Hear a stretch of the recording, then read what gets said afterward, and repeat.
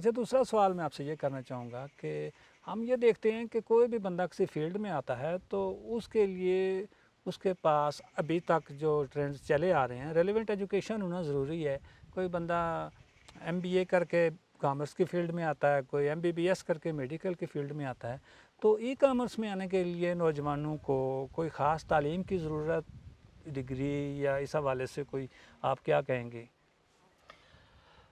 طارق صاحب، یہ بڑا امپورٹنٹ کویشچن پوچھا آپ نے کہ اس کے لیے ہمیں بیسک کوالیفیکیشن کیا چاہیے.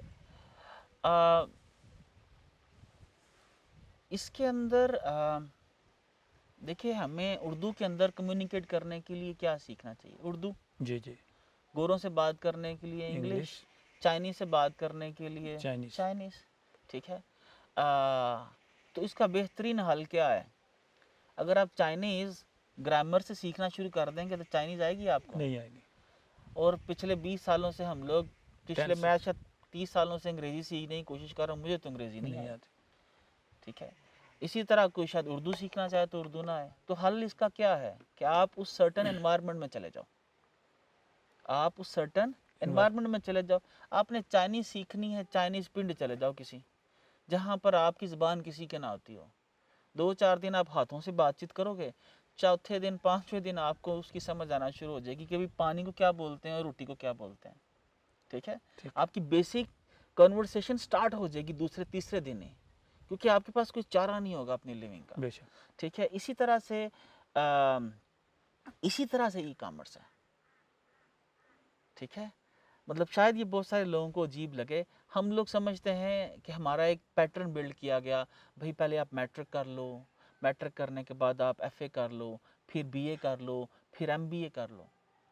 اب آپ یہ دیکھیے کہ MBA جو ہے یہ ایک کمرشل ڈگری ہے. بہت سارے لوگ اس کو ایجوکیشن سے کنفیوز کر دیتے ہیں. میں یہ سمجھتا ہوں آپ MBA کرتے ہو اور MBA کرنے کے بعد کسی نوجوان کو اگر 20,000 روپے کی نوکری بھی نہیں ملتی، اس کا مطلب یہ ہے کہ اس کے پاس جو پروڈکٹ ہے اس کی ویلیو، وہ اس سے اتنی ویلیو جنریٹ نہیں کر پا رہا کسی بھی کمپنی کے لیے کہ اس کو وہ کمپنی 20,000 روپے کرے. اگر ایجوکیشن کا تعلق ہے تو پھر آپ علامہ اقبال کو پڑھ لیجئے، آپ جلال الدین رومی کو پڑھ لیجئے، آپ شیخ سعدی کی گلستان بوستان پڑھ لیجئے، آپ قرآن کو پڑھ لیجئے، آپ حدیث کا علم لے لیجئے. اگر ایجوکیشن لینی ہے ہم نے تو یہ بھی تو ایجوکیشن ہے. لیکن جب ہم لوگ ایجوکیشن کی بات کرتے ہیں تو کمرشل ایجوکیشن کی بات کرتے ہیں، اور وہ کیسی کمرشل ایجوکیشن ہے کہ جو آپ کو 20,000 روپے یا 10,000 روپیہ بھی جنریٹ نہ کر کے دے سکے.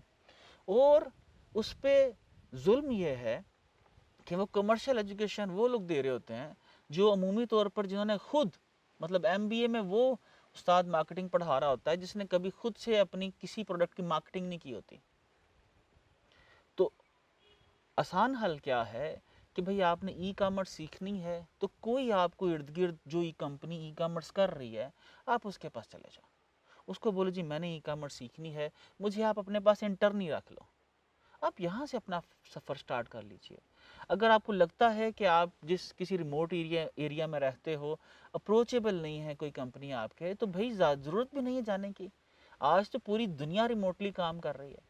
آج تو گوگل نے، فیس بک نے بھی ریموٹ امپلائیز ہائر کرنا شروع کر دیا، بلکہ کمپنیز کی جو آپریشنل کاسٹ ہے وہ کم ہو گئی. میں خود سوچ رہا ہوں کہ اب جو ہم لوگ آفس کے اندر، ہمارے عرفہ کریم میں 3 آفسز ہیں، ایک آفس کا ایوریج رینٹ خرچہ ہمیں 2 لاکھ روپے میں پڑتا ہے. اس کے علاوہ کھانے کا خرچہ علیحدہ، انٹرنیٹ کے خرچے علیحدہ، مینجمنٹ کا خرچہ علیحدہ سے. اب کیا ہے، لوگ گھروں میں بیٹھے ہیں، ریموٹ ایڈمنسٹریشن سافٹ ویئرز ہیں، وہ دیکھ رہے ہیں کون کتنی دیر کام کر رہا ہے، کہاں پر ٹائم لگا رہا ہے، کتنی پروڈکٹیوٹی ہے. تو دنیا جو ہے کمپلیٹ بدل رہی ہے. تو آپ کے پاس، میں یہ سمجھتا ہوں، ہر وہ شخص، ہر وہ بچہ جو ای کامرس سیکھنا چاہتا ہے وہ یوٹیوب پر جائے، وہ یوڈیمی کے اوپر جائے، وہ ہماری academy.helpower.org کے اوپر جائے. وہاں پر ہم نے کورس رکھے ہیں. کوئی استاد پکڑ لے تو اس سے وہ سیکھنا شروع کر دے. ایگزیکٹلی ایسے ہی اگر آپ نے چائنیز سیکھنی ہے تو چائنا چلے جائیں، انگریزی سیکھنی ہے تو گوروں پاس چلے جائیں، جرمن سیکھنی ہے تو جرمنی چلے جائیں، اور آپ دیکھیے کہ 3 سے 6 ماہ میں آپ کو وہ زبان آ جائے گی. اسی طرح آپ کو ای کامرس آ جائے گی. بہت شکریہ.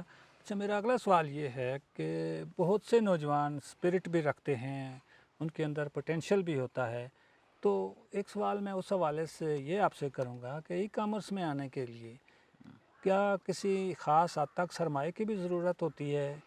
इस हवाले से आप क्या कहेंगे कि आप अपना कोई जो भी सर्विसेज दे रहे हैं, तो क्या इसमें आप मिनिमम सरमाए से भी कोई सर्विसेज शुरू कर सकते हैं?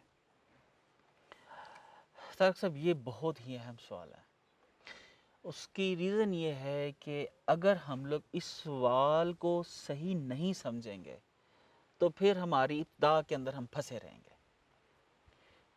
हम लोग, ये पूरी दुनिया और ख़ास तौर पे ये रीजन जहाँ पर हम लोग रहते हैं, हम सब लोग यहाँ पर इंडस्ट्रियल एज या एग्रीकल्चरल एज माइंडसेट के अंदर रहते हैं। ये माइंडसेट समझना बड़ा ज़रूरी है। जी जी। मिसाल के तौर के ऊपर, मैंने या आपने अपनी सारी उम्र में देखा होगा कि जिसके पास ज़्यादा पैसे हैं उसने उतना अच्छा बिजनेस स्टैब्लिश कर लिया। मतलब दुकान डालनी है आपने, आप अपनी दुकान डालते हैं, करियाने की दुकान है, फर्नीचर की दुकान है, पेंट की दुकान है, आपकी पाइपों की दुकान है, सैनिटरी की दुकान है, कोई भी शॉप है ना आपकी, तो आप जितना माल ज़्यादा रखोगे, जितनी बड़ी दुकान लोगे, आपके पास ग्राहक आने के चांसेस उतने ज़्यादा बढ़ते जाएंगे। ये एक बड़ी बेसिक सी रिक्वायरमेंट है। आप कोई काम भी ऐसा नहीं था जो आप कारोबार जो आप इन्वेस्टमेंट के बगैर कर सकते। इसी वजह से लोग पूछते हैं कि जी ई कॉमर्स के अंदर भी कितना पैसा चाहिए होगा। मैं ये बोलता हूँ कि ई कॉमर्स के अंदर बिल्कुल कोई पैसा इन्वॉल्व नहीं है। जिस टाइम हम लोग ई कॉमर्स के अंदर आए, ये आप समझ लीजिए कि 2000 के मिड की बात है, 2004 या 5 के अंदर मेरे ऊपर मिलियंस का लोन थे। कोई इन्वेस्टमेंट नहीं थी, कोई पैसा पास नहीं था। तो क्या मैं करता हूँ, मैं आपको अपनी स्टोरी शेयर करता हूँ ताकि आप सब लोगों के लिए समझने में आसान हो। सही। तो 2005-6 के अंदर हम लोग इसके ऊपर ईबे से हम लोगों ने सेलिंग स्टार्ट करना शुरू की। अब क्या था कि मेरा एक दोस्त था जिसके पास स्टॉक पड़ा हुआ था तलवारों का, ठीक है, वो बेचता था ऑनलाइन। तो उसका वेयर हाउस था, मैं उसके पास गया तो मैंने कहा यार आपके पास तलवारें पड़ी हुई हैं तो क्या हम बेच सकते हैं? उसने कहा बेच लो। दोस्त से मैंने कुछ तलवारें पकड़ी, उनकी अच्छी सी फ़ोटोज़ ली मैंने, उसके वेयर हाउस में पड़ी हैं। मैंने क्या किया, उसकी फ़ोटोज़ ली। फ़ोटोज़ लेने के बाद मेरा एक दोस्त था कनाडा में, मैंने उससे पूछा यार तुम्हारा पेपाल मैं इस्तेमाल कर सकता हूँ क्या? उसने कहा भाई कर लो, क्योंकि उससे मैं पहले बिज़नेस कर रहा था कॉल सेंटर का। उसका पेपाल वैसे पहले ही मेरे पास था, लेकिन मैंने उससे इजाज़त ली और मैंने क्या किया, एक ईबे का अकाउंट बना के मैंने उसके ऊपर वो जो फ़ोटोज़ ली थी वो मैंने लिस्ट कर दी। उस प्रोडक्ट का जो नाम था वो रिसर्च किया, उसके बारे में डिस्क्रिप्शन रिसर्च की, वो किस गेम में इस्तेमाल हुई वो गेम को सर्च किया, उसके बारे में पढ़ा और एक थोड़ी सी डिस्क्रिप्शन लिख के कि ये है क्या, इसका साइज़ कितना है, इसका वेट कितना है, मैंने चढ़ा दी।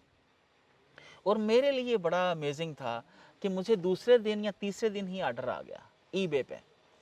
चलें ईबे पे तो ट्रैफिक होती है आपकी, that was very amazing, wow ये बिकता है, ठीक है। लेकिन साथ ही मैंने उन दिनों में सोचा नहीं, ईबे अपना इतना सा कमीशन ले रहा है मेरे से, 12% कमीशन चार्ज कर रहा है, फिर पेपाल की फ़ीस से ज़्यादा, फिर यहाँ पर कोई कंप्लेन कर दे। तो उससे पहले हमें ईबे के ऊपर थोड़ा सा ये एहसास हो चुका था कि हम लोग ईबे के ऊपर बहुत डिपेंडेंट हैं, ईबे जब चाहे हमारा अकाउंट बंद कर दे। तो साथ साथ मैंने फिर ये 2006 की बात है या 7 की बात है, मैंने अल्टरनेटिव सर्च करना शुरू कर दिए कि यार ईबे भी तो एक वेबसाइट है, ईबे भी तो एक प्लेटफॉर्म है, ईबे के ऊपर लोग जाके बाय कर सकते हैं, तो मेरी वेबसाइट अगर हो तो उस पर क्यों नहीं आएंगे। तो मैंने गूगल पे सर्च करना शुरू किया, सर्चेज के यार how to make your own website, e commerce website, इस तरह की मैंने क्वेरीज सर्च करना शुरू की।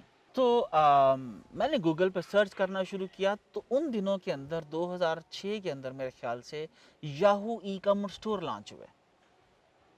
तो मैंने सोचा यार ये क्या है, बिल्कुल मालूम नहीं था। मैंने कहा अच्छा चले जाते हैं। मैं Yahoo e commerce store build करने के लिए गया, उन्होंने $29 पर मंथ चार्ज करते थे, पर मंथ फीस। تو میرے ذہن میں آیا یار کچھ نہ کچھ تو ہوگا. تو میں نے یاہو ای کامرس جو سٹور تھا اس پہ سائن اپ کیا, اپنا لوگو چڑھایا, جو میرے پاس پروڈکٹس کی فوٹوز تھیں میں نے وہ چڑھائی وہاں پر, سیم وہی چیزیں چڑھائیں جو میں ای بے کے اوپر چڑھا کے بیچ رہا تھا, کوئی فرق نہیں. سیم فوٹو سیم ڈسکرپشن جو میں نے ای بے کے لیے تیار کی تھی میں نے ان کو اٹھا کے اپنے سٹور کے اوپر ڈال دیا. اور طارق صاحب اب $29 جو تھے, $29 وہ مہینہ گزرنے والا تھا. تو مجھے بس یہ خیال کہ یار یہ $29 جو ہیں پتہ نہیں ان کا کوئی فائدہ ہوگا یا نہیں ہوگا. میں نے کوئی ایس ای او نہیں آتی تھی, کچھ پتہ نہیں تھا, بس تھوڑا سا اندازہ تھا کہ گوگل کس طرح سے کام کرتا ہے, بیسک انڈرسٹینڈنگ تھی, لیکن کوئی خاص ایس ای او کا بھی معلوم نہیں تھا. تو جناب میری ہے ایک دن میں صبح اٹھا, مجھے یاد ہے رمضان تھے, تو رمضان کے اندر شام کے وقت ٹک سا ہوا اور $249 پہلا آرڈر آیا ہوا. ٹھیک ہے, so I was kind of like oh اپنی ویب سائٹ پہ بھی پیسے آ سکتے ہیں. $249 کا آرڈرز آیا اور اس کے بعد پھر میں نے مڑ کے نہیں دیکھا. پھر میں اس کے اندر جت گیا, پھر میں نے انڈرسٹینڈ کرنا شروع کر دیا گوگل کو, ایس سی او کو, اپنی ویب سائٹ پہ زیادہ سے زیادہ ٹریفک لانے کو, اور آہستہ آہستہ ہم لوگ ای بے کو خیر بات کہتے گئے, اور اس طرح سے یہ سفر ہم لوگوں نے سٹارٹ کیا. اور آج اس چیز کو فالو کرتے ہوئے آپ یا کوئی بھی شخص اس بزنس کو آن لائن یا ای کامرس میں آ سکتا ہے.